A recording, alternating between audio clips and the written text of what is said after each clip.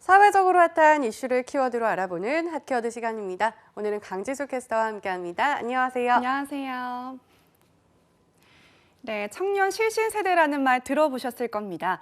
학자금 대출을 받아서 공부를 했는데 취업이 안 돼서 신용불량자가 되는 안타까운 현실이 반영된 말이라고 하는데요.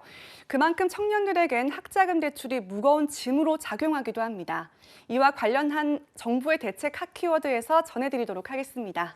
네, 사회 첫 발을 내딛기도 전에 비싼 학자금에 빚이 생길 수밖에 없는 구조인데요. 어떤 지원책이 생겼을까요? 네, 올해부터는요, 학자금을 빌리고 소득이 생기면 원리금을 갚도록 하는 취업 후 상원 학자금 대출 제도의 지원 대상이 대학원생으로 확대된다고 합니다. 이번 개정안으로 일반 대학원의 석사 그리고 박사 과정이나 전문대학의 전문기술 석사학위 과정을 이수하는 만 40세 이하 대학원생도 대출을 받을 수 있게 됐습니다. 네, 혜택을 받을 수 있는 학생이 더 늘어난 건데요. 세부적인 기준은 어떻게 될까요? 네, 석사는 6천만 원, 박사 과정은 최대 9천만 원까지 등록금 대출이 가능하고요. 생활비는 연간 300만 원까지 대출을 받을 수 있도록 했습니다. 다만 소득과 재산은 학자금 지원 4구간 이하여야 하고요. 그러니까 4인 가구 기준으로 월 소득 인정액이 439만 원 미만이어야 합니다. 그런데 대학원생의 상환 의무 면제 연령은 만 65세 이상으로 학부생과 같다고 하고요. 대출 원리금 상환율은 학부생보다 5%포인트 높은 25%로 책정됐다는 점 알고 계셔야겠습니다. 그런데 최근 금리가 많이 올라서 이 부분이 걱정이 클 것 같은데요. 학자금 대출 금리는 어떻게 정해졌나요? 네, 지난주부터 학자금 대출 신청 접수가 시작이 됐습니다. 금리는 지난해와 같이 1.7%입니다. 시중은행의 평균 대출금리 인상과 기준금리 인상에도 불구하고 청년층의 학업 지원과 상환 부담 경감을 위해서 1.7%로 동결한 겁니다. 취업 후 상환 학자금 대출을 받는 이들 가운데 이자가 면제되는 혜택도 있다고 알고 있어요.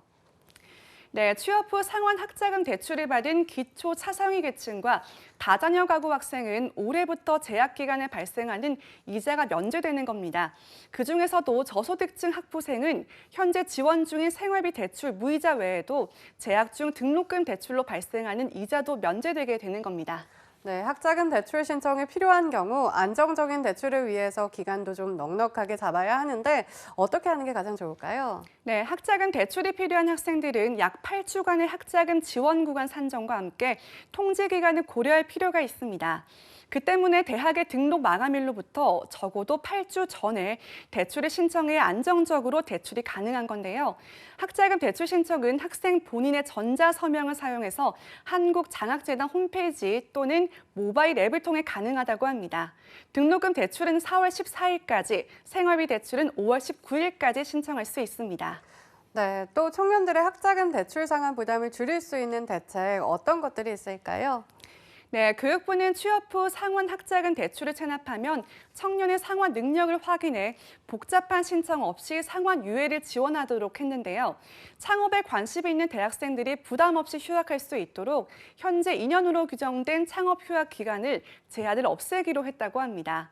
금전적인 부담 경감뿐 아니라 취업 준비로 스트레스 등 심리적인 압박을 받는 청년들의 심리 상담에도 나서기로 했습니다. 복지부와 고용부는 취업 준비 중인 청년이 각자의 생활 권역에서 심리와 취업 상담을 동시에 받을 수 있도록 인프라를 구축하기로 해 올해부터는 이런 심리적 지원도 강화될 것으로 보입니다.